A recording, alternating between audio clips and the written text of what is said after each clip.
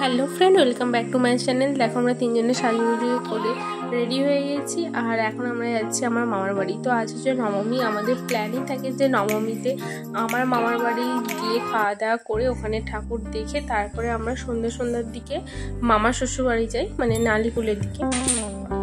তো এই যে আমরা চলে এসেছি আর তো মামামকে নিয়ে যাওয়ার পথে কিছু ঠাকুর দেখি বা ওখান থেকে একটা দুটো দেখতে যাই। আর এখানে দেখো মডেলিং চলছে আর ফটোশ্যুট দুটো একসাথেই চলছে। তো ওর সাথে কিছুটা সময় কাটিয়ে নিয়ে তারপর ওকে ঘুম পাড়িয়ে রেখে আমরা রাতে দূরে যে প্যান্ডেলগুলো আছে ওগুলো দেখি, কারণ প্রচণ্ড ভিড় হয় আর ও একদমই ভিড়ভাড়টা পছন্দ করে না। তো যাই হোক, এই যে তারপরে ওই যে আমরা বেরিয়ে পড়েছি রাতের দিকে। আমরা প্রায় 12টার দিক করে বেরিয়েছিলাম, কিন্তু তখনও যা ভিড় মনেই হয়েছিল না যে তখন রাত 12টা বাজে। প্রচুর ভিড় হয়েছিল, সেটা তোমরা দেখে বুঝতেই পারছো। প্রত্যেকটা প্যান্ডেলের লাইন পড়েছে, লাইন দিয়ে ঠাকুর দেখতে হয়েছে অত রাতে বেরিয়ে। ভেবেছিলাম একটু হয়তো ফাঁকা পাবো, বাট সেটাও অত রাতে বেরিয়ে সেটাও হলো না।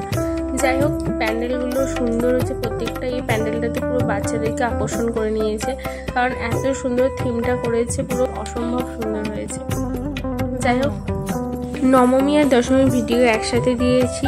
তো দশমী কাটলো মার শাশুড়ির বাড়িতে আর এইভাবে সুন্দর করে ফুল এনজয় করে আমাদের পুজোটা কাটলো।